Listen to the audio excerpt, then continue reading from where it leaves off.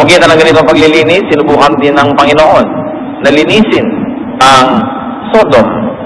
Isang syudad na napakaraming kasalanan na kung para lang at alang-alang sa 10 na matatagpo ang matuwid ay pababayaan na at patatawarin at lilinisin sa ibang paraan ang buong lungsod. Pero wala rin nangyari dahil walang 10 ang naligtas.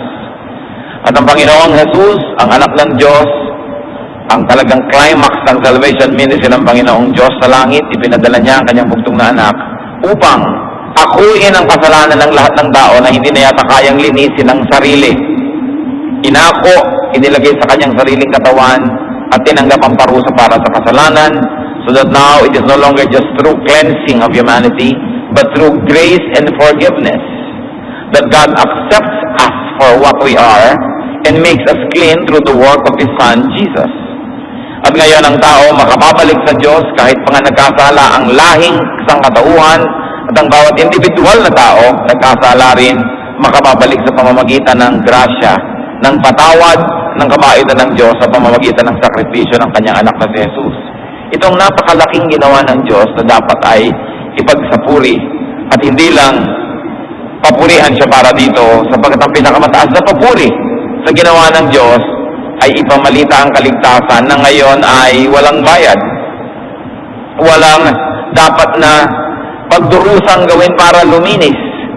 Sa paniniwala sa Panginoong Jesus, sa pagtanggap sa Kanya bilang Panginoon tagapagligtas, ang tao'y naliligtas na. Kaya dapat na lang ikwento, dapat ipamalita at dapat ituro. Ito ang pinakamagandang sagot natin sa ginawa ng Diyos. The greatest way to glorify God for what He has done is to share Christ. 1 Corinthians 9:16, I am compelled to preach. Woe to me if I do not preach the gospel. Nang sinasabi ni Pablo, sumpain ako, daig ko pa ang silumpa kung hindi ko ituturo ang kaligtasan sa pamamagitan ng pananalig sa ginawa ni Jesus doon sa krus ng Kalbaryo. Marami po sa ating mga tumatawag sa sarili nating Christian, busy-busy sa paghingi ng pagpapala, sa paghingi ng kagalingan ng ating mga karamdaman, ng mga perang kailangan natin sa buhay, ng mga pinapangarap natin at mga gusto. Hindi masama, pero dapat ang number 1 agenda natin is to share Christ. Dahil dun tayo sa paraang yun naligtas, dapat din ay maging paraan yun para maligtas ang napakarami pang mga tao. Dahil may mga taong tayo lang ang pinaka-epektibong makakaabot. Kaya dapat din nating dibdibin ang soul winning. Let's put soul winning back to our topmost agenda. Dapat nating ibalik, kung ito man ay nawalay sa ating pang-araw-araw na panalangin, gawain, yung magpatotoo para kay Kristo, magsaad ng mabuting kasaysayan ng kaligtasan sa pamamagitan ng pananalig sa Kanya, at umakay ng mga kaluluwa kay Kristo. At sa pagluwalhati sa Diyos at sa Kanyang napakabunyi na kabutihan, yan ang atin ngayong babalikan, isang magandang example. Pinamagitan natin ating pag-aaral, the fine art of sharing Christ. Bakit fine art? Pwede rin naman na sharing Christ lang. Walang art. Pwedeng may art, the art of sharing Christ. But now we're going to take a look at a fine example of fine art of sharing Christ. At nawa, maging inspirasyon natin ito para lalo pa nating pagpursigihan na madala ang mga kaluluwa sa paanan ng Panginoong Jesus. Hindi lang tayo laging humihingi ng blessing. Hindi lang tayo laging humihingi ng mga practical application sa buhay para sa ating sariling kapakinabangan. Dapat din laging laman ng ating isip at puso to share Christ. Sabi ni Paul, woe to me if I do not preach the gospel. Heavenly Father, thank you that you are God, that you are Savior. Na kami, Panginoon, ay tumatanggap ng maraming paraan para maligtas, malinis, makabalik sa iyo.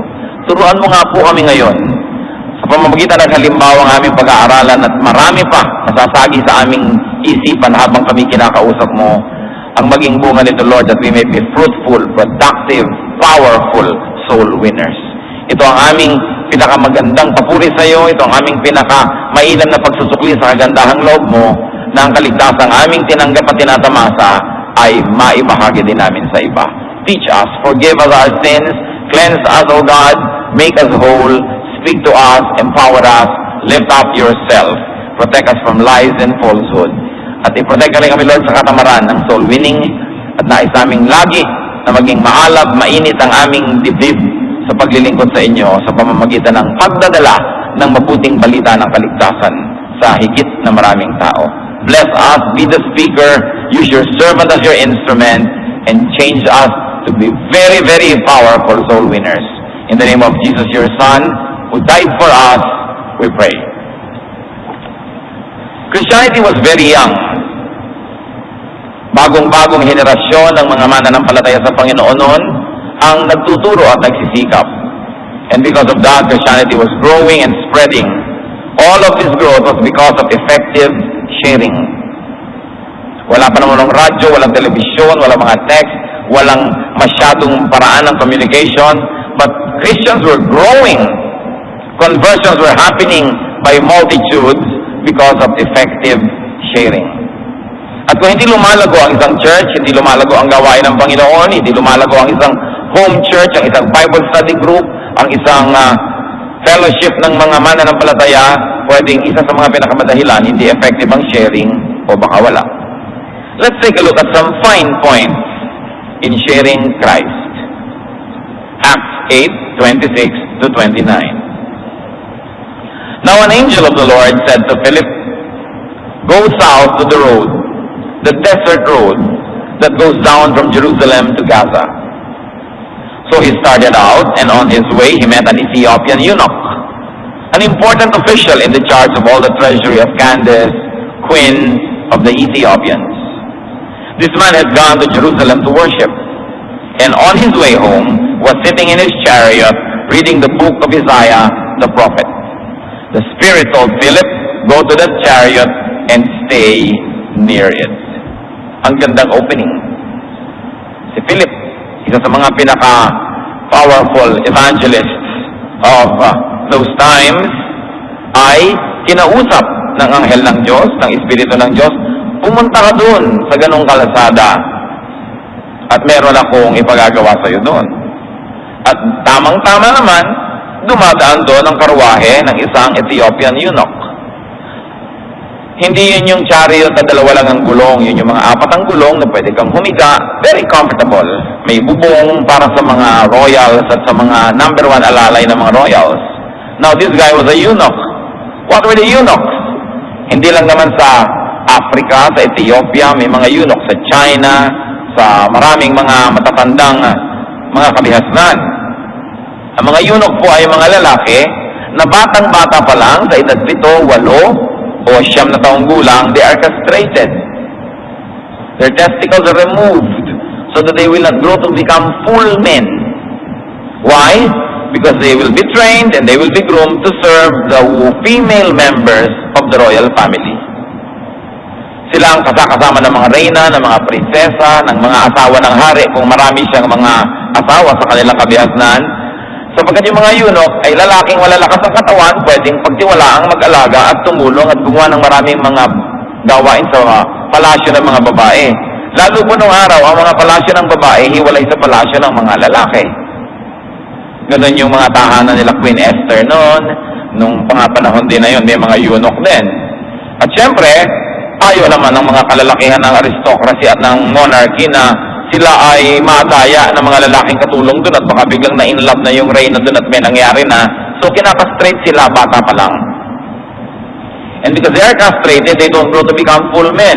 Hindi sila tinutubuan ng mga body hair, mga bigote, hindi lumalaki yung boses nila, laging parang pinipilas na lata, matataas sa mga tono ng mga boses. Dahil ganun ang mga batang lalaki pag bata pa, di ba? Tapos pagka lumalaki na yung boses, uy, nagiging mama ka na. Dahil nade-develop yung kanyang maleness. But these special groups of men were called eunuchs. At siya ang treasurer ng reyna ng Ethiopia. Pumunta sa Jerusalem para sumamba. So obviously, he was what you might call a God-fearer. Not a Jew, but a believer in Yahweh. Therefore, sumasamba rin sa Jerusalem, although hindi doon sa kaloob-looban ng templo. At matapos siyang sumamba sa ginhawa ng kanyang karwahe, nagbabasa pa siya ng scripture. Ang binabasa niya, Isaiah, at sinabi ng Espiritu ng Diyos kay Felipe, lumapit ka, maglakad ka, patakbuhin mong lapitan at tumakbot pasabay kang lumakad doon sa gilid ng karwahe. So let's take a look at some fine points of sharing Christ. First of all, it must be Spirit-led. Hindi lahat na lamang bigla mo lang sinashare ng walang kabog-labog. Kailangan yung nakikinig ka sa tinig ng Espiritu, yun, yung babaeng nakapula, o yung katabi mo, sharean mo, o yun, pumunta ka doon, puntahan mo yung ninang mo ngayon sa Baknotan at sharean mo siya. Pumunta ka sa Lubuagan at yung lolo mo na nandun, sharean mo. May Spirit-led going and sharing. Kaya mga iba, sige na lang ng sige, kahit na lang sino, pero hindi naman effective ang nangyayari. So the work of the Spirit is very important in sharing Christ. And fine of sharing is transcendent of race or nationality. You see, he was an Ethiopian, not a Jew. Yung babae na Samaritana doon sa may balon, nung lumapit ang Panginoon, kinakausap siya, sabi niya, bakit mo ako kinakausap? Samaritan ako, Jew ka. Meron agad siyang racial and national divide na iniimbento. Pero ito, nilampasan. If you're going to be an effective sharer of the gospel, you will be colorblind. You will be politically blind in terms of color. Walang green, walang yellow, walang red, walang kung ano-ano. Kasi ang espiritu na nandun sa tao, espiritu na galing sa Diyos. It was also very fine because it was transcendent of gender. Tulad ng binanggit natin, a eunuch is a castrated male, at ang attitude ng maraming tao magkakahalo. May mga tao na ang tingin sa mga eunuch, neither male nor female. Because they are not able to function as a male anyway, and they are not able to function as a female. And many consider them also as both male and female, because in them the qualities of those two personalities merge. Pero hindi yung hinayaan ni Philip na maging issue. Yun ang sharean, edi sharean. Another transcendence is the transcendence of social, political, or economic status. Remember, this guy was a finance minister of the Queen. Big time. Kung may inferiority complex ka, hindi mo lalapitan. O kaya kung sobrang sa tingin mo ay maliit na tao, di kayo malaki, hindi mo rin lalapitan at papatulan dahil ikaw ay malaki at siya ay maliit sa iyong pananaw. Fine sharing transcends and overcomes barriers. Kung gusto natin mga kapatid na maging effective instrumento ng Diyos, kung sinong i-assign ng Espiritu, ano man ang itsura, kulay, kalagayan sa buhay, yun ay lalapitan natin dahil naka-assign ka, nalapitan yon. Another fine point in sharing Christ is that it builds on what is there. Hindi umimbento ng event yung Felipe. Ang pinalapitan sa kanya ng Espiritu, the guy who had gone to Jerusalem to worship. In other words, itutuloy na lang yung nasimula na dun sa templo. Nasimula na yung magandang gawain.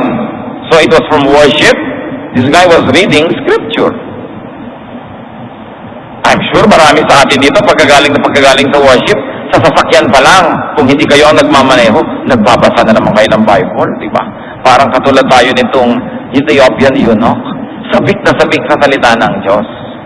O kaya kung di man nagmamasa, nag-uusap-usap kayo doon sa sasakyan, tungkol sa narinig nating mensahe, sa awit na ating inawit, sa ganda ng ating mga expressions of worship, sayaw, etc. Nakikita natin na patuloy ang worship, hindi ko mo pag natapos na yung program, tapos na. So this guy was really asking to be blessed. Hindi pa siya nagkasya na naggaling ka sa Jerusalem, kaya layo-layo sumamba, papauwi pa lang, nagbabasa na naman. Paano naman kayo hindi may bless ng Diyos pag ganun? But remember, hindi pa siya Christian. Wala pang mga masyadong Christian noon. Even the Jews who have become Christians were still practicing Jews. At this time, sila Peter would go to the temple to pray. The Lord Jesus went to the temple to pray. Wala pang konsepto ng Kristiyano. Sila lang na parang special sekta or grupo within Judaism. Kaya wala pang masyadong identity. Now, tingnan natin ang ginawa ni Philip. At isang fine point of sharing is that it was sensitive to good openings. The recipient was in the right spiritual mood. At binabasa niya ang Isaiah. Bakit natin alam? Malakas siya magbasa. Nung araw, gano'n magbasa ang mga tao malakas. Coming from an oral tradition, reading being a new skill, people not only would like to see print on paper, they like to hear the words. Kaya faith comes from hearing, sabi nila, kahit binabasa yung scripture. So, may opening. Be sensitive to good openings. Hindi lahat ng oras is a good opening. For everything there is season and a time for every matter under heaven. Another point in sharing is that it was obedient to the Spirit. Sabi ng Spirit, go south. Alam niyo, hindi lahat obedient. Si Jonah, sinabihan na, go east, he went west. Binaligtad niya. Sa mga examples nila Paul, hindi sila basta-basta nagpupunta sa isang lugar o nagtuturo. Acts 16:7, when they came to the border of Mysia, they tried to enter Bithynia, but the Spirit of Jesus would not allow them to. Meron silang pupuntahan para mag-share. Yun mismong Espiritu ni Jesus ang pumipigil sa kanila. So, ibig sabihin, hindi lahat ng lugar, hindi lahat ng oras, hindi lahat ng tao, kahit ano na lang pwede. Sumasangguni ka sa Espiritu. At siya ang nagsasabi. In this case, ang sabi kay Philip, run! Habulin mo yung karuahe. At pag nandun ka na, stay near it. What does it mean to stay near a chariot or a carriage? Kung mabilis yun, mabilis ka rin. Kung mabagal yun, mabagal ka rin. Sasabay ka sa kanya. So, sumasabay yung nag-share ng gospel doon sa tatanggap nito. Halimbawa, marami tayong mga Bible studies na ginagawa noon at hanggang ngayon sa Middle East. Sinishare natin yung mga kabataan na empleyado ng mga fast food chains. Nagsasara sila ng tindahan, 1:00 ng umaga, 12:00 ng ating gabi. So ang mga workers natin, bagamat nagtatrabaho ng 8 to 5 during the day, pupunta sila sa bahay ng mga empleyado na yon, 1:30, 2:00 ng umaga, para nakauwi na yung mga yon, nakakain na, nakapagpahinga, ready nang mag-Bible study. Uma-adjust ka sa oras, sa kalagayan, nung makikinig. At dahil sa kanyang mga gawain, tulad ng ginawa ni Philip, lumago ang ating mga gawain sa Middle East na pinagsimula ng ating church. Nag-a-adjust sa mga teacher. Hindi yung convenience ko, yung convenience ng pasyente. Kadalasan ngayon, yan ang kulang sa services natin, lalo na mga doktor. Yung convenience nila, hindi yung convenience ng pasyente. Dapat magkaroon ng regulation yan sa Philippine Medical Association. Yung doktor, clinic hours, 9 o'clock, darating kang 9:11 pa darating. No? Nabulok ka na kahihintay, parang siya lang ang merong mahalagang oras at yung pasyente hindi. Sa dami ng sideline at sa dami ng ospital na pinupuntahan, nabubulok na yung mga pasyente kahihintay. Hindi ka pwede mag-appointment sa secretary, first come, first serve po. Paano? Hindi maipangako yung oras. Siyempre, yung tipanan, professional appointment, dapat pareho kayong may commitment to time, hindi lang isa. Kung ano yung convenience sa kanya, ganun lang. Kung evangelist ka, hindi pwede yung ganun. If you will win souls, you adjust to your hearer. You adjust your language, you adjust your time, you adjust your style. A fine point of the sharing is that it was accessible.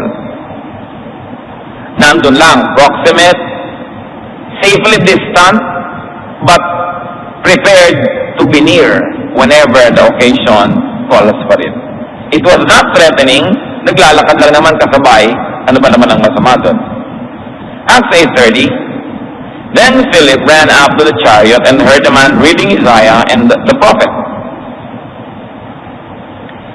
Do you understand what you are reading? Philip asked. So he ran. Talagang may pagsisikap. And the Ethiopian, as we have said, was all reading aloud. Yung Ethiopian, pinadali din niya na siya ay sharean kasi ina-advertise niya to one and all what he was doing. He was reading Isaiah. Fine point in sharing Christ is that, the sharer works and exerts effort. Gusto niyo na maging effective kayo na tagapamahagi ng salita ng Diyos, taga-akay ng tao patungo kay Jesus, you walk or run whatever is needed to be done. And you wait for an opening, and in this case, Philip asks, A very, very nice question. So a fine sharing begins with fine openings. Hindi yung papasok ka doon sa bahay ng tiya mo, biglang may grotto, kasi mo, dapat martilyuhin yan eh. Ang pangit naman ang opening mo. Wala kang mararating dyan.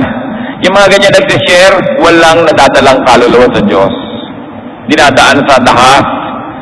Naghahanap agad ng pagkakaiba. Alam mo, mali kayo dyan. Alam mo, hindi mo dapat gawin yan. Sinong makikinig sa'yo? Nire-reject ka agad ng tao dahil yung dating mo, masakit. Yung dating mo, sobrang lakas. Now, ang dating niya, very safe. It was a safe question. Do you understand? Hindi yung, do you understand, na parang hindi mo naman alam yan. It was a nice question. Do you understand what you're reading? It was a good opening. It was almost like offering to help explain in case the reader would like some more explanation. It was non-threatening. Hindi nakakatakot, hindi nakaka-nervyos makipag-usap sa taong maganda ang pasok sa usapan. Sumagot ngayon ang eunuch, Acts 8:31. How can I, he said, unless someone explains it to me? So he invited Philip to come up and sit with him. Ganda ng pangyayari. Sabi niya, paano ko naman maintindihan, liban na lang may magpaliwanag. Siyempre, nagkaintindihan na sila noon at inanyayahan niya si Felipe na sumakay sa kanyang karwahe at sila ay nagkwentuhan. Isa sa mga pinakagandang paraan ng pag-share ng gospel, kwentuhan. At yan tayo magagaling. Kwentuhan is a national vice in this country. No? Kaya dapat turn it into a virtue. Sa airport lounge, doon sa lounge ng doktor, ng dentista, kahit saan may naghihintay, konting Pilipino ang nagbabasa. Dapat mas magbasa pa tayo eh. Kasi puro kwentuhan. Kaya kung ang kwentuhan, papapunta kay Kristo, magandang ugali, makipagkwentuhan ka. No? Dahil maganda yung tanong, tumanggap ito na magandang sagot. Naintindihan niyo po ba ang inyong binabasa? Sabi, paano naman mangyayari kung wala naman magpaliwanag? So a good question coaxes a good answer. A good question extracts an invitation for conversation. Maganda kasi yung pasok. Pag pinag-aralan natin ang mga pasok ni Jesus, puro din magagandang question. Will you give me some water to drink? Magandang tanong. No? Test your question with the kind of answer it gets. Kung minsan bulag tayo dyan mga kapatid, akala natin ang ganda natin magsalita, ang ganda natin magtanong, subukan nyo na isipin kung ano ang usual na reaction ng mga tao sa inyong mga sinasabi, sa inyong mga mungkahi, sa inyong mga tanong. Nagiging violente ba sila, na uuwi pa sa away? Ibig sabihin, hindi maganda ang korte ng mga tanong natin. Marami kasi mga soul winner, mamaya nakikipagbakbaka na, nakikipagsumpaan sa kapatid. Biglang, basta pupunta ka sa impyerno, mabuti nga sa'yo. Ending ng soul winning. No? Walang soul, walang winning. Kasi hindi maganda ang pasok. Fine sharing receives a warm welcome. Magmaganda ang pasok mo. Lalo sa Pilipinas, lalo sa mga Pilipino, mga kapatid, sino naman kaya ang tatanggi kay Jesus? Sino tatanggi? Sa Biblia, kadalasan tayo ang natatanggihan. Yung style natin, timing natin, yung technique natin. So, you see that Philip was sitting on the carriage in no time. Magaling kasi ang pasok. Bukod sa spirit-led, meron siyang personal skill. Pinagsama yun. Tatandaan nyo, may spirito at may flesh. Kaya merong help ng spirit, meron namang ginagawa yung tao. Kaya sinasabing nasa Diyos ang awa, nasa tao ang gawa. Totoo yun. Kakaawa ka ng Diyos, pero gagawin mo yung part mo. Acts 8:32-33. The eunuch was reading this passage of Scripture. He was led like a sheep to the slaughter, and as a lamb before the shearer is silent, so he did not open his mouth. In his humiliation, he was deprived of justice. Who can speak of his descendants? For his life was taken from the earth. May tinutukoy na pinatay, subalit tahimik na parang tupa. Ang mga tupa po kahit kinakatay, tahimik. Ginugupitan ang buhok nila para kunin yung wool, tahimik. Ganun daw namatay itong tinutukoy. At siya ay pinagkaitan ng katuwiran at katarungan dahil siya tahimik. Sabi, ano pag-uusapan natin na naging anak ko mga apo niya? Pinatay nga siya. It was a prophecy read and interpreted by Christians as referring to Jesus. It was a perfect opening. Kita niya, divine appointment. Ang binabasa niya is a prophecy about Jesus. And it was the Spirit of Jesus that sent Philip to that man. And the question was, sino ba itong tinutukoy? No? Acts 8:34-35, the eunuch asked Philip, "Tell me please, who is the prophet talking about? Himself or someone else?" So sino ba tinutukoy ng propeta? Siya o iba pa? Then Philip began with that very passage of scripture and told him the good news about Jesus. Ang ganda. Kung saan pinag-uusapan yung topic, doon nagmula yung usapan. The very issue that the eunuch was talking about, asking about, reading about, became the springboard for the eventual conversation. It is what some people might call a bullseye. Lesson for us: fine sharing knows how to answer correctly and appropriately. Bakit nauuwi sa away ang pag-share? Because hindi nagfo-focus kay Jesus. Pinapayagang pumasok ang mga ibang issue, usually divisive, religious, and highly emotional issues.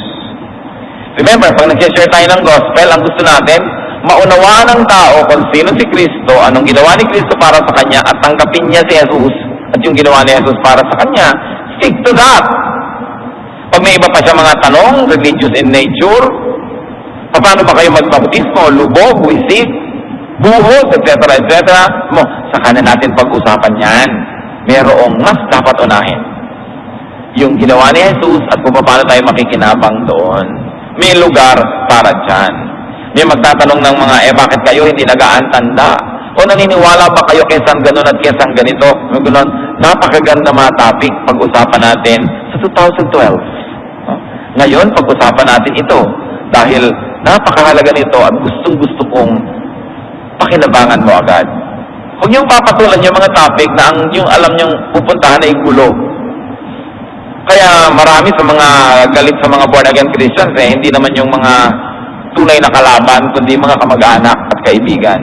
Kasi hindi nagiging maganda ang pag-handle natin. So know how to answer correctly, pick it up from the other person. Kung anong tanong niya, kung relevant, sagutin. Kung malayo, ibalik sa maganda uling tanong. Kailangan nakikinig tayo sa kausap. Yung iba naman, sinaulo na lahat yung verses sa Bible, kaya gustong-gustong i-declare lahat, kaya kahit hindi kailangan, hindi lang tinatanong, inilalabas yung verse. Para kung minsan yung mga nag-i-interview sa radyo at sa TV, hindi marunong mag-interview dahil may script. Question number 1, tungkol sa favorite food. Question number 2, favorite color. Question number 3, favorite dress. So, ito na lang, anong favorite food mo? Sabi niya, bato na nanggagaling sa puso ng saging. Kasi ako si Darna. Question number 2, anong favorite color mo? Hindi man lang pinansin na si Darna pala yung kausap niya. Kasi nakapako lang siya doon sa listahan ng mga tanong niya, hindi siya nagre-respond sa sinasabi ng tao. At madalas, ganyan ang mga interviewer, ha? Kahit sa TV. Ang gaganda ng mga itsura, pero pagka bumuka ang bibig, sira na ang usapan. So when you are sharing Christ, do not be tied down to your script. Dapat wala kang script. May general idea ko of verses to share, may idea ko of things to share, saan dapat general idea na pupuntahan ng usapan, pero sensitive ka sa nire-raise niyang issues. Para alam niya, nakikinig ka at engaged ka sa kanya. Because fine soul winning is about connecting the dots. Alam niyo yung laro na connecting the dots, yung mga tuldok-tuldok, pagka pinagdugtong-dugtong mo, ay may nabuo na drawing ng bide. Ganon, kailangan kinoconnect mo yung dots. The dots between people and Jesus. Kailangan makonect mo yon. Ano si Jesus sa'yo? Ano ka kay Jesus? The dots between hunger and the bread of life, who is Jesus. Between thirst and the living water, who is the Lord. Between needs and the great provider, who is God in heaven. Between illness and the supreme healer, who is the Lord. Between your recipient's point of view and God. Lagi ang pinagmumula ng usapan, yung kung nasa ng kausap, anong pananaw niya, anong nararamdaman niya, hindi yung gusto mo lang na pag-usapan. You've got to be sensitive to the person you are sharing with. Acts 8:36 to 39. As they traveled along the road, they came to some water, and the eunuch said, "Look, here is water. Why shouldn't I be baptized?" Kita nyo na, nakarating na sa baptism ang usapan. Kasi siyempre, after salvation, baptism. Kung tama yung panahon at magandang dalhin doon ang usapan. Pero obviously, sa ganda ng pag-uusap, napunta na, naintindihan na yung salvation, naintindihan na lahat, at naintindihan na rin niya na dapat na may baptism. So sabi niya, may tubig. Anong pipigil sa atin para magbautismo? Alam niyo po kasi, mula doon sa Jerusalem, patungo doon sa pupuntahan ng karwahe, tatawid sila ng at least 3 ilog. May mga mabababaw na lugar na doon sila pwedeng tumawid kung walang tulay, at anong araw naman, walang mga tulay. So niya, may tubig dito, anong pwedeng pumigil para tayo magbautismo? And he gave orders to stop the chariot. Then both Philip and the eunuch went down into the water, and Philip baptized him. When they came up out of the water, the Spirit of the Lord suddenly took Philip away, and the eunuch did not see him again, but went on his way rejoicing. Nakakakilabot itong dulo ng kwento. Sabi, kailangan na tayong magbautismo. So obviously, yung ginawa nilang baptism, immersion. At, hindi naman malinaw, kung kasama yung nagbautismo na lumubog. Pero ang mahalaga, pag ahon sa tubig, ibinautismo, nag-iisa na lang siya. Wala na yung nagbautismo sa kanya. Siguro kaya pakapa niya sa ilalim, Philip, nandiyan ka ba, Philip? Wala! Anong mararamdaman nyo kung binabautismahan kayo ni Pastor Dexter Andres, tapos bigla siyang nawala, paglutang nyo? Ganito ang naramdaman ng tao. Anong gagawin nyo kung naranasan nyo yun? Siguradong pandara pa kayong umuwi sa inyong bansa at hindi na kayo titigil buong buhay kundi ipamalita si Kristo. Kaya ginawang very dramatic ang kanyang experience because this guy was going to bring Christianity to Ethiopia. Ang aga-agang nagkaroon ng Christian Church sa Ethiopia. Alam niyo lang kung bakit nabura, halos nabura, sa gulo ng mga leaders. Lagi silang may mga intriga. Hindi nagtagal yung strength ng church doon kung susundan nyo sa history. Fine sharing of Christ leads to great spiritual blessings for the recipient. Sinyeran nyo ang inuwian, baptism, which means commitment, of course, and identification as Christian, and then miracles. At ang naging ending, rejoicing. Umuwi siyang sobrang galak na galak, tuwang-tuwa. Pag nag-share tayo ng gospel, dapat yan ang bunga sa tao. Namumulat siya sa mga dapat niyang gawin, pananagutan, identity, symbolized by baptism. At dapat makakaranas siya ng maraming mga himala sa buhay dahil tama ang pagtuturo at tama ang itinuturo sa kanya at pagkatapos ang magiging bunga nun, saya. Yung iba, pagka hindi faithful sa pag-share ng gospel yung nagturo, ang ilalagay sa puso ng sinyera niya, pagkagalit sa ibang Christian dahil ituturo, alam mo, tayo lang ang tama, huwag kang makikinig sa iba, yung iba puro mali na yan, tayo lang. Ang itinatanim sa puso, divisiveness, separatism, ang itinatayo, self-righteousness, judgmentalism, sa halip na joy. Maligtad ang naging bunga. Pagkatapos isasali mo sa mga church work na walang ginawa kundi makipagpintasan, makipag-awayan, makipag-competition sa ibang Christian churches din. Hindi mo kinuha sa gulo ng buhay yung tao dinala sa kapayapaan, kundi inilagay mo siya sa mga religious wars at ginawa mo siyang sundalo doon, lalong gugulo yung buhay niya. Kailangan tinitingnan mo kung anong bunga ng pag-share mo sa tao. Kapayapaan, kagalakan, bautismo, mga himala. At dahil nalulugod ang Diyos sa kanila, water conveniently presented itself. Blessing talaga. Akala mo may script. Malay mo nga, merong script written in heaven. Pero kahit may script written in heaven, pag ang mga tao hindi nagko-cooperate, hindi rin yun matutuloy. Kasi kailangan ng tao kasama, kaisa, at nagko-cooperate. Romans 8:28, and we know that in all things God works for the good of those who love Him, who have been called according to His purpose. So may mga taong talagang tinatawag ng Diyos para gumawa ng mga i-assign niya sa buhay. Sensitive ka dapat, kapatid, kung tinatawag ka na at kailangan ng sumunod. At pag tayo tinatawag at sumusunod, maraming pinto ang bumubukas, biglang nagkakailog dyan, biglang nagkakaroon ng mga himala. In the case of this eunuch, he went for baptism, which really meant and symbolized rebirth. And not only rebirth, but commitment to the fellowship of believers. Commitment to the body of Christ. So ngayon pa lang, let's pause a while and ask, tayo bang lahat dito tumanggap na sa Panginoon bilang Panginoon at tagapagligtas? Nabalitaan na ba natin yung salvation, the good works of God? Tinanggap na ba natin si Jesus tulad nung eunuch? At kung ang sagot ay yes, have you been baptized? Nagpabautismo na ba tayo? Bakit tatagalan pa? Kung ito ay napakahalaga, itinuro ni John, itinuro ng Panginoon, ginawa ng mga disciples, at itong eunuch ay nagpabaptize na. Sa haba ng kanilang paglalakbay at sa bagal ng karwahe, natutunan na niya ang lessons 1 to 6 ng salvation. Gumraduate na siya at nakarating na siya sa basic growth class at naintindihan ang totoo. It was also a fantastic reward for the soul winner.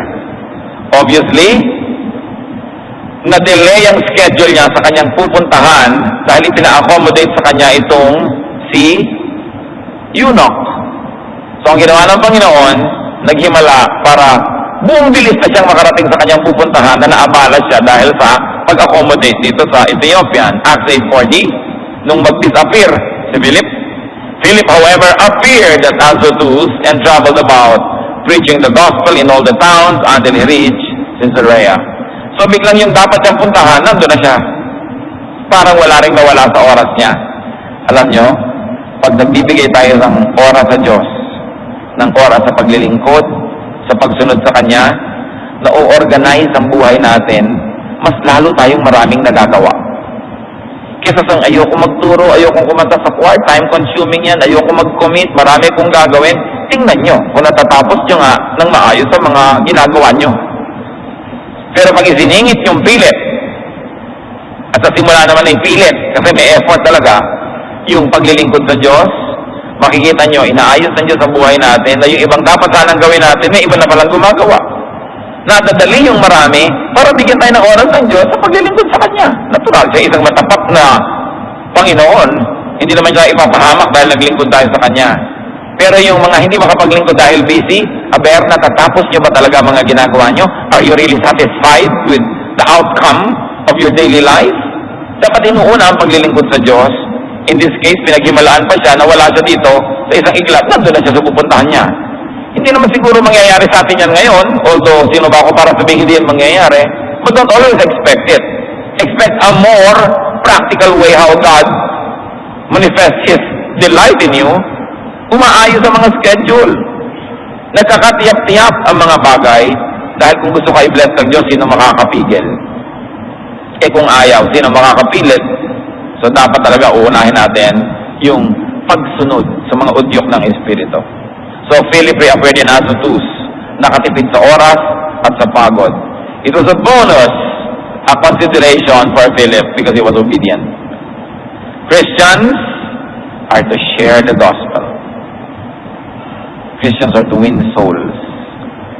Isa dapat na ibig sabihin ng Kristiyano, soul winner. John 3:18, whoever believes in Him, meaning the Lord, is not condemned, but whoever does not believe stands condemned already, because he has not believed in the name of God's one and only Son. So ikaw ay nagiging condemned or not condemned, declared innocent or guilty, not depending on your deeds, but depending on your belief or unbelief in the Lord. So mahalaga, kung meron kayong mahal sa buhay, anak, magulang, kapatid, kaibigan, kapitbahay, na hindi siya naniniwala tumatanggap sa kay Jesus bilang Panginoon tagapagligtas, condemned siya, according to John 3:18. Kasi paano siya magiging not guilty? Mabuhay siya perfectly para not guilty siya. Pero kaya ba ng tao mabuhay perfectly? Hindi. Kaya ang Diyos ang gumawa ng paraan, maliligtas ka, hindi dahil sa iyong gawa, kundi dahil sa gawa ni Jesus. Maliligtas ka dahil pa rin sa kabanalan, pero hindi kabanalan mo na, kabanalan ni Jesus na isusuot mo ng libre pag nagpaligtas ka sa Kanya at naniwala ka sa Kanya. Yun ang ating pribilehiyo at obligasyong ipamalita non-stop. That's spirit-led. No? Yung schedule, yung panahon, yung paraan. Kasi maraming mako-condemn. At mananagot tayo kung kayang-kaya naman pala nating sabihan ni hindi natin binalitaan, ni hindi natin inimbita, ni hindi natin tinala sa Bible study, namatay na lang bigla yung tao na condemn. There is a great need. Kaya ang sabi ni Paul sa Contemporary English Version ng 1 Corinthians 9:16, preaching is something God told me to do, and if I don't do it, I am doomed. So nakikita natin kailangan ang ganitong mga bagay. But sharing Christ is and should be turned into fine art. Hindi basta na lang. Kasi siyempre mga Christians, we have a great God. Dapat yung mga ginagawa natin, kinakakitaan ng kanyang kadakilaan. God's people and God's messengers should be sensitive to spiritual leading. When, where, how, with whom to share. Evangelism is not a solo performance, it is a partnership with Christ. So dapat yung energy nanggagaling sa Panginoon. God's messenger should have a style.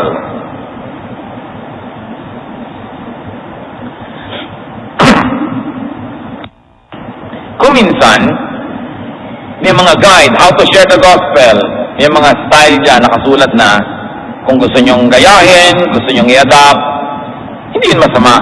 Pero tiyakin nyo na pag kayo na yung nagsasabi, mukha na siyang likas, at sa pakiramdam nyo, likas na rin sa inyo, hindi pilit. Otherwise, you have to develop your own style of sharing. Maraming tao, maraming talento, maraming paraan. Develop ways and methods and techniques that suit you. Don't stiffly depend on scripts. Maraming na lumabas, especially galing sa West. May ganitong manual, may ganon, nakasabi nandun, sasabihin mo, nandun na yung itatanong, nandun na yung sasabihin mo. Pero kung minsan hindi ka na sensitive sa takbo ng usapan kasi puro yung script ang laman ng isip mo. And don't forget when you share the gospel, be diplomatic. Your goal is to help the person understand the ministry of Christ, open his or her heart, and accept Christ as Savior and Lord. It is not your goal to bring this person to another religious congregation. Siya na ang bahalang magpasya nun kung gusto niya. It is not your goal na pintasan yung relihiyon niya, pintasan ng ibang mga Kristiyano. Your goal is to present Christ and be willing to walk or to run whatever it takes. Kung minsan yung walking or running means opening your house to a Bible study, naaabala ka. Kasi mas maginhawa namang attendee ka lang, pwede kang umabsent. Eh kung ikaw yung host, pwede ka bang umabsent? Pero yun nga ang blessing dahil hindi ka pwedeng umabsent. Kahit may mga time na kung sakali, attendee ka lang pala, a-absent ka na. Pero dahil hindi ka attendee at host, naobliga kang umattend, and after attending a Bible study, kahit naobliga ka lang sa simula, ang ending, magpapasalamat ka, na-bless ka na rin. Kaya maganda yung merong mga obligasyon. Yung may obligasyon kang, halimbawa, kumanta sa choir. Kasi kung attendee ka lang dyan na umuupo sa tasa, hindi naman kasuy. No? Pwede kang umabsent anytime. Pero kung meron kang responsibility, kahit tinatamad ka, kahit may iba kang lakad, nandun ka, nabibless ka tuloy. Kasi hindi naman pwedeng umattend ka sa gawain ng Panginoon na zero blessing, uuwi ka. Hindi pwede yun. Kaya madalas, kahit pinipilit mo yung sarili mong umattend, pag papauwi ka na, sabi mo, ay, salamat, umattend ako. Nakabuti rin sa akin. So be willing to walk or run. Be willing to ride, if you must ride. Be willing to ask questions, to answer questions, and you better be prepared to answer. Handa na yung tao mag-baptize, be willing to get into waters, whatever those waters are. Kasi makakabuti yun sa kanya. Alam nyo na ang pinag-uusapan natin dito, mga ito, symbolic na lang. Hahanap kayo sa buhay nyo ng equivalent ng mga pinag-uusapan natin at gagawin natin yon. Be willing to disappear. Paano ka mag-disappear? Di ba, pagka-baptize, tapos na yung baptism, nawala si Philip. Kung may Bible study kayo sa bahay ng may bahay, matatapos sa limbawa ng 12 noon, 12:05, wala ka na dapat doon. Liban na lang pilit ka pa na magstay. Hindi nakakalat ka doon sa bahay ng may bahay tapos na yung Bible study. O kaya may Bible study kayong 10 o'clock, 8 pa lang, nandun ka na, ding dong! Nandito na ako sa vicinity, dito muna ako, may rollers pa yung host mo. May mga putik-putik pa siya sa mukha, hindi pa siya handa, nandun ka na. Be willing not to be there when you must not be there for the convenience of your subject, of your recipient. Hindi ka laging ikaw na yung lumayo. Hindi yung papalapit pa yung tenga mo doon sa pinag-uusapan nila. Nakikialam ka pa kung ano ang sasabihin. Sino yan? Mga tao hindi sila marunong to go away. One of the greatest gifts that we can give to people is distance when they need privacy, when they need their space. And it's very important, of course, to know your material so that when people ask you, makakasagot ka. Maraming mga tao, hindi sila makapag-share ng gospel kasi sabi nila, kulang ang alam kong verses, kulang ako sa training. Look, as we always love to repeat, every heart that has Christ is a missionary. Every heart that has no Christ is a mission field. You don't have to know everything to share because it will never happen. You will never know everything. Pero alam mo na si Kristo ay tagapagligtas, siya ay Panginoon, kailangan tanggapin. Alam mo na, i-share mo na yun. Pag meron siya gustong itanong, hindi mo masagot, sabi mo, i-research natin yan next week. Kung gusto mo, magkita ulit tayo, I will try to answer. Magtatanong ako sa iba. Yung iba kaya hindi makapag-share, natatakot hindi makasagot. Kasi mayabang, nagdudunong-dunungan. Ano ba naman sabihin mo, ang ganda ng tanong mo, na itatanong ko rin ako minsan sa sarili ko yan, pag-aralan nga natin. Gusto mo, discuss ulit tayo next time. Di tapos. Pero kung nagbumukha kang maraming alam at alam mo lahat, may hirapan talaga yung loob mo na magturo dahil makakatanongin ang hindi mo alam. So tanggalin ang yapang sa katawan, tanggapin na, meron ako hindi alam kasi lahat tayo estudyante pa ng buhay. So, pag-aralan ninyo, tsaka pag-usapan. Relax ka lang. I don't know as an answer can get you out of very difficult situations. Pero dapat yun, I don't know now. I will do my best to know by tomorrow. Hindi nakita uli kayo next week, I don't know ka pa rin. I don't know. Yung pala talagang yun lang ang alam mo, I don't know. So, paano ka ngayon mag-share noon? Kailangan umaasenso. And when you share the gospel, strike the iron when it's hot. Tamang-tama yung discussion, ang gandang samantalahin yon. And then, come, then go. Tulad ng sinabi natin. Dumating ka, tapos umalis ka.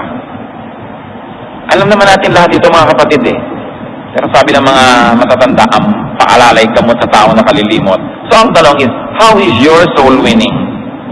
Napag-usapan na natin si Philip. By the way, our country was named after him. Kaya tayo, Philippines. No? Soul winner siya. Kaya magandang idagdag natin sa ibig sabihin ng pagiging Pilipino, soul winners. Hindi naman tayo diretsong ipinangalan sa kanya, but we were named after Philip of Spain, who was named after Philip of the Gospel. So tayo, we were named after a soul winner. No wonder, Filipinos are soul winners. Kaya saan nagpupunta mga OFWs, nagkaka-church, nagkakaroon ng fellowship. Kasi Pilipino tayo Itagdag yan yun. Ay, pagiging Pilipino, soul winning. Napakahalagang dibdibin yung ganong magandang dagdag sa kahulugan ng pagiging Pilipino. And get committed to soul winning. Or if you were committed already and has probably neglected it, recommit. And if you had always been committed, then commit some more. Because we change from glory to glory to glory. We are not just accountable, it is also our privilege to share the gospel. We will be blessed by God. And the least blessing that you will get when you share the gospel is that you will have another brother or sister in the Lord. Dati mong persecutor, ngayon supporter mo na. Kasi sinyeran mo Madadagdagan na yung kakampi, kasama, kaisa sa pananalig. Sabi ni Paul, woe to me if I do not preach the gospel. We can say the same of ourselves. Na para na tayong sinumpa kung sosolohin lang natin at hindi i-share. Sometimes it is not you who go directly, but because you pray for someone who goes, because you support someone who goes, then it's as good as you going yourself. But there is nothing like personally doing it. Ang kaligayahan ng soul winning walang katulad. Yung nakapagdala kayo sa Panginoon, tapos niyayaya mo, pray ba tayo? Pilit mo siya sa sinner's prayer, so called, or kayo mananalangin para tumanggap siya kay Jesus, walang ligaya na hihigit pa doon. At kayo ang makakapagsabi sa inyong sarili na yun ay totoo. Kumusta po ang ating soul winning, mga kapatid? Lumingi nga kayo, ayan, may mga katabi kayong silya, wala namang laman. Ba't di nyo lagyan ng laman? Diba? Wala na ba kayong kakilala sa mundo? Wala ba kayong kaibigan, kapatid, kapitbahay, kasama? Ba't di nyo lagyan? Ganon din naman yung kuryenteng nagagamit natin, kaya may tao dyan, kaya wala eh. Ganon din yung rent natin dito, pareho lang. Lahat ng ginagawa natin, pareho lang. Hindi ba mas magandang marami makinabang? Ibalik niyo yung pag-ibig sa kaluluwa. Huwag kayong pumayag na walang dalang dumadating dito. Bring people. Kung kayo ay nagpupunta, siguro meron kayong magandang napapala. Eh bakit sasalohin? Bring people. Remember, if it takes running or walking, whatever it takes, do it. Because God is delighted. Our soul is saved. And the church grows. Dear God, salamat sapagkat may nagdala sa amin sa inyong banan.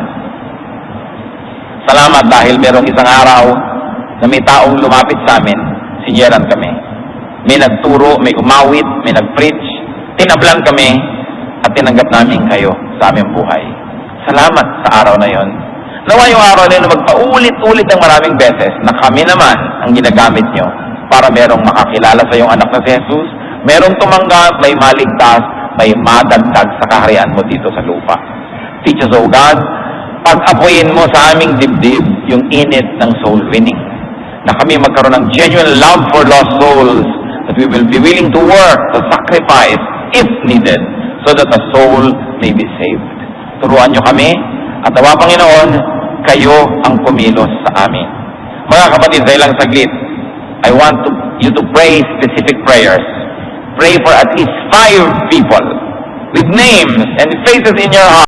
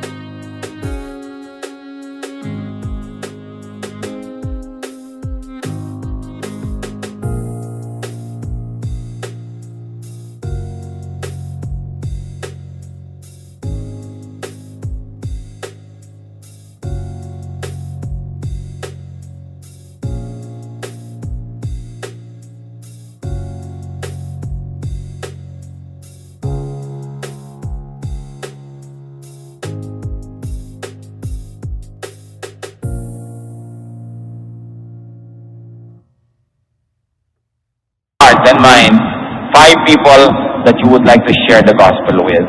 Yung mga taong alam nyong kailangan ng Panginoon,